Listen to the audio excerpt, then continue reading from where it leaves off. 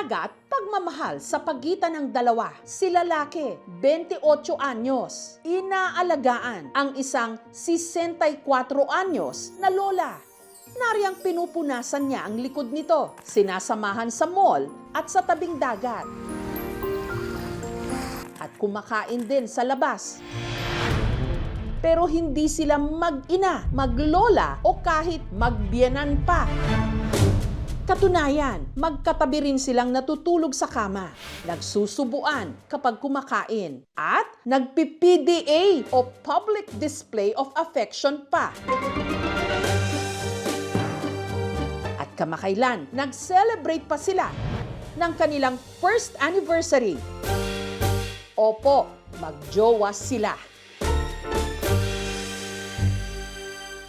At dahil mahigit sa kalahati ang edad ni Lola sa kanyang nobyo, gumana agad ang makakating dila. Si lalaki di umano may ibang habol sa jowa niyang Lola. May mera lang daw ako. Tinatanong nila kung magkano daw lagi allowance ko kay Connie. Habang si Lola naman, ginayuma raw si lalaki. May mga nagsasabi talaga na ginayuma ko si Reynald. Umabot pa nga sa punto na si lalaki hinagisan ng asin ng kamag-anak nito sa paniniwalang ito raw ang magpapawalang bisa sa di umano ginamit sa kanyang gayuma ni Lola. Nasasaktan din ako doon May talab ba ang asin sa tamis at asim ng kanilang pag-ibig?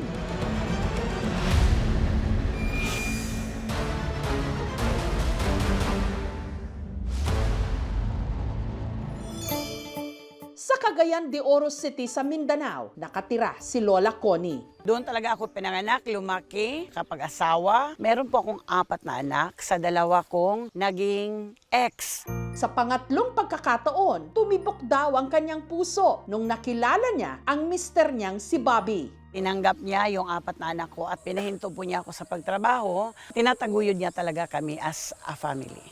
Ang mga anak ni Connie may kanya-kanya ng pamilya. Ganda naman yung buhay nila ngayon, stable po yung mga trabaho nila.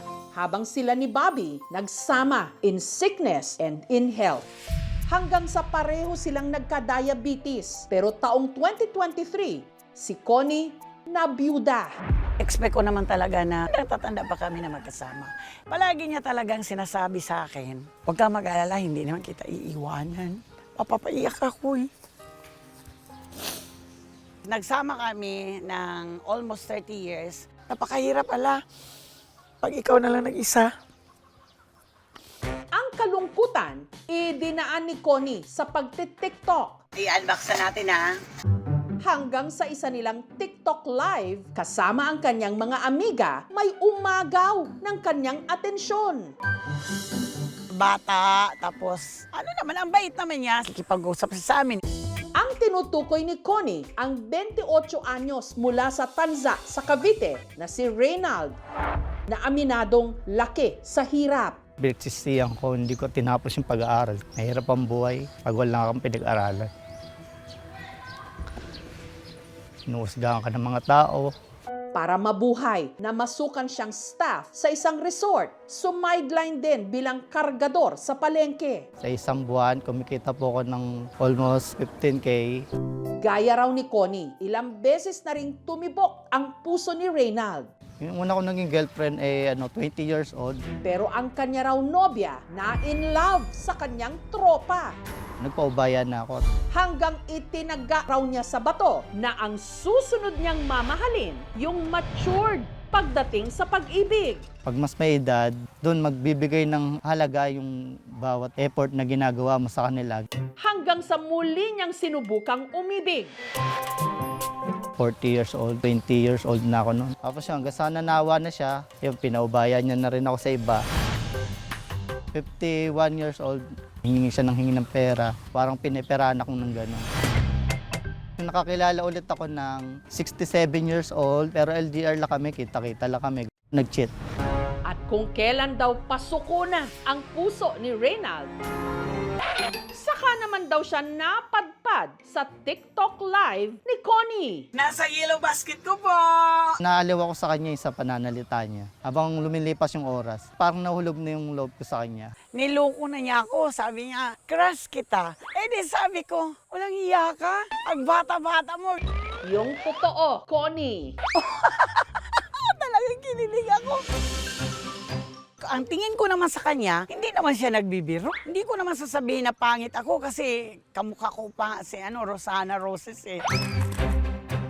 Mabait siya tignan, tapos maharot, bagang prangka siya magsalita. Palagi na niya akong tinatawagan. Araw at saka gabi na tawag niya, aabot po ng 17 hours. Hindi ko naranasan sa 64 years old ako na may magsabi na, kumain ka na ba? Saan ka ba ngayon? Anong ulam mo? Alam mo ba, niludan niya ako. Ako naman, si matanda naman, sabi naman, wow! Ang sarap, may luder ako. Gwapo pa, bata pa. Gabi ng February 16, grabe na yung kakulitan niya. Sabi ko, alauna na. Hindi ko nga siyang pinapatulog hanggat hindi pa nagiging kami. Kaya hanggat sa napilitan na siya, Sabi ko, sige, jowa na tayo para matulog na tayo. Kinaumagaan ng alas 5 pa lang, good morning, love. Sabi ko, ay, Jack ka, asinso pala tayo nito. Love na. Tagang parang 16 years old ako. Ang love life ni Connie, inilihim daw niya sa kanyang mga anak. Palagi akong inaaya sa Manila na anak ko, umihindi ako. Bigla akong sabi, sige, kasi ang nasa isip ko, magkikita kami. excited ako, nag-ipon agad ako ng pera. Pagkarating ni Connie sa Maynila, Nagpaalam ako ng anak ko na mamasyal ako kasama ang kaibigan. Sabi niya, ihahatid kita. Tapos sabi ko, wag na. at sa kanilang first monthsary, for the first time, personal nang nagkita ang dalawa. Sabi ko, naku, jackpot! Sa totoo lang, wala talagang yung nahiya kami sa isa't isa. No? Parang ang tagal na namin nagkakilala. Ang galanti pa niya. Nung kumain kami, di wag na ako na magbabayad. Hindi ko. Sabi ko hindi naman pera bubunutin ko. Senior ID. Inaya ko siya doon sa may sa chat. Sabi niya, sa may red building. Hindi ko naman alam kung ano yung red building. Sabi ko, sige, tala na. Akala ko, mall din. Nagpanik yung anak ko. Akala nakidnap na ako. Ang hindi alam ni Connie, natuntun siya ng mga ito sa pamagitan ng kanyang cellphone. May GPS pala yun. Mga anak ko sabi niya, saan ka? Saan? Nandito po ako sa kaibigan ko. Sabi ko gano'n, huwag kang magsinungaling. Nasa hotel ka. Ang mga anak ni Connie, tutol daw sa relasyon nila ni Reynald. Hindi na siya nagbigay ng iba pang detalye kung bakit. Pero dahil dito, pinauwi siya ng Cagayan de Oro. Para daw malayo sa kanya. Namimiss niya ako kasi sabi niya, nag-iisa ka lang naman dyan at umuwi ka na lang sa akin. Kaya si Connie nagdesisyong iwan ang maginhawa niyang buhay sa Mindanao at tumira sa Cavite, kapiling si Reynald. Para talaga ako nakipagtanan. Pero ang tinakasan ko yung mga anak ko, hindi yung magulang. Yan, pasok po kayo. Yan. Pagpasok nyo, higaan agad. Maliit lang po itong bahay namin, kaya lang masaya naman po kami.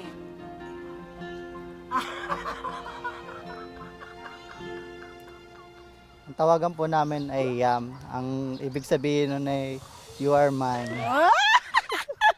Akala ko yam na yummy. Ako yung baby niya. Baliktad yun. Responsable talaga si Yam. Naging tamad talaga ako sa kanya. Yun bang kakain na lang. Masaya man silang nagsasama. Pag-aamin ni Connie, naging hamon daw sa kanya ang mag-adjust sa bago niyang buhay sa Maynila. Yung mga luho ko, binawasan at binababaan ko talaga para naman makakatipid po kami. Kaya ayan, bumili po si Yam ng yung gamit ng pedicure. 3-in-1 daw siya. May mama na, may asawa pa at may lola. Ako naman 3-in-1 din. Meron na po akong asawa, may caregiver. Meron po akong taga-manicure, pedicure, di ba?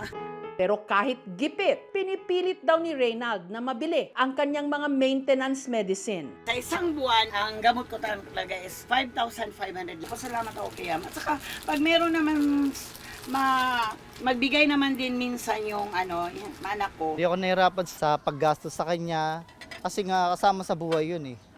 Kasi pag di mo mahal, ba't mo gagastusan yung tao? Yung asawa ko kasi before siya namatay, sabi niya sa akin, hindi kita iiwanan. Parang coincidence din na nakilala ko siya, tapos magkaugali sila.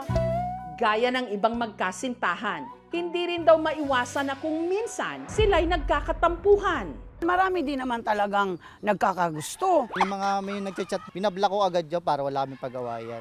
Nung una, awkward daw o alangan si Connie sa mga magulang ni Reynald. Tinanong ko siya, ano ba itatawag ko sa mama mo, kumadre? Kasi halos magkaedad lang nga kami. Gaganda yung lalaki na ika ng anak mo, eh, matanda pa na takpuan. Sabi ko, yun ang akong gusto nun, ano ka akong gagawin ko, alam mga akong pakialman ko yan. Iba kasi nandidirek, namimera lang daw ako. Sinatanong nila kung magkano daw lagi allowance ko kay Connie. Nagkamali sila doon kasi mukha lang at katawan yung mayaman, pero yung bulsa ko po ang payat. Pero ang pinakamasakit sa lahat, ang kumalat na kwento kaya raw na fall si Reynald kay Connie. Mga nagsasabi talaga na ginayuma ko si Reynald. Nasasaktan din ako doon Umabot pa nga raw sa punto na si Reynald sinabuyan ng asin ng kanyang mga kamag-anak sa paniniwalang baka yon ang magpapawala sa di umano bisa ng gayuma ni Connie. Dami, siguro isang dakot din yun. Yun daw yung napanood nila sa TV rin. Kaya daw parang naniwala daw sila sa gayuma. Pero wala naman po nangyari. Para once and for all, matapos na raw ang mga paratang. Sa pagkakataong ito, ang inaakusahang gumayuma na mismo ang maghahagis ng asin sa kanyang sinisinta. Tingnan natin kung totoo ba talaga yung gayuma. Ako na mismo yung kukontra. Ano ang mangyayari kay Reynald? Matatauhan nga ba siya? O mapapatunayan niya ang kanyang pag-ibig kay Connie? Sabuyan mo para maniwala kayo na hindi ako ginagayuma. Ang mga naiinggit dyan, huwag munang pumikit dahil ang kasagutan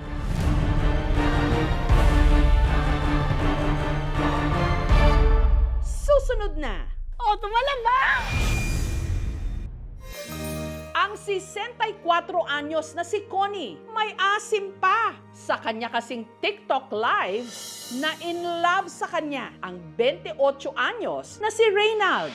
Pero ang kanilang May-December love affair binalot ng kontrobersya. Lagi kang pinagkakamalang maglola o magbiyanan daw. Ang pogi niya at saka ang bata. Namimera lang daw ako. May mga nagsasabi talaga na ginayuma ko si Reynald. Kaya para pabulaanan ang mga haka-hakang ginayuma ni Connie si Reynald, si Connie na raw mismo ngayon ang magsasaboy ng asin sa kanyang nobyo. Puntahan natin, kailangan natin talaga siyang sabuyan itong asin. Ito na. Pagkasaboy ng asin kay Reynald, O, tumalabang! ang pagtingin daw niya kay Connie, Ayan, kumusta na? Wala man nagbago. Alam mo pa rin ba ako?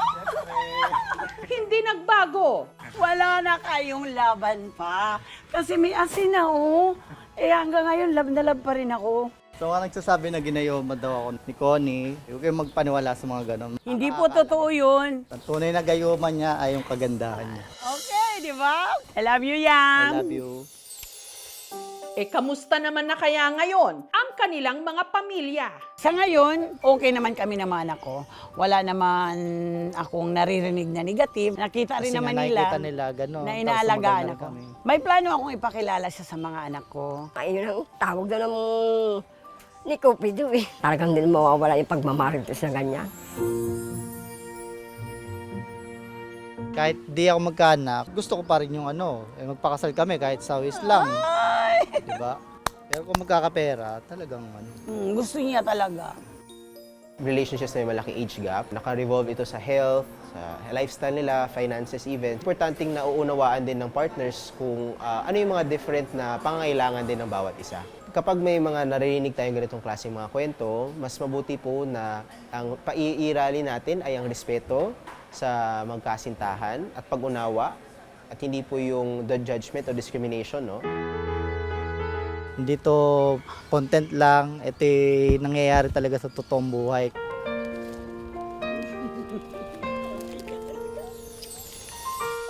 Mamahalin kita hanggat kaya ko. Hanggat kaya kong magtrabaho, magsumikap.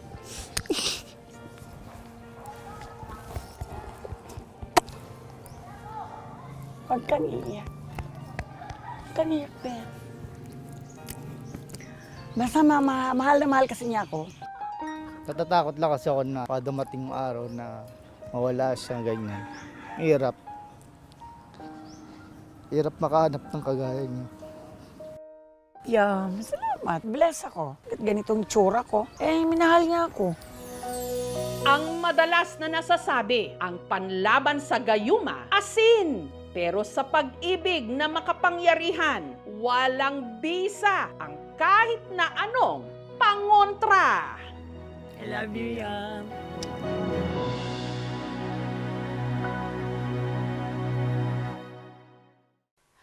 Thank you for watching, mga kapuso. Kung nagustuhan niyo po ang videong ito, subscribe na sa GMA Public Affairs YouTube channel.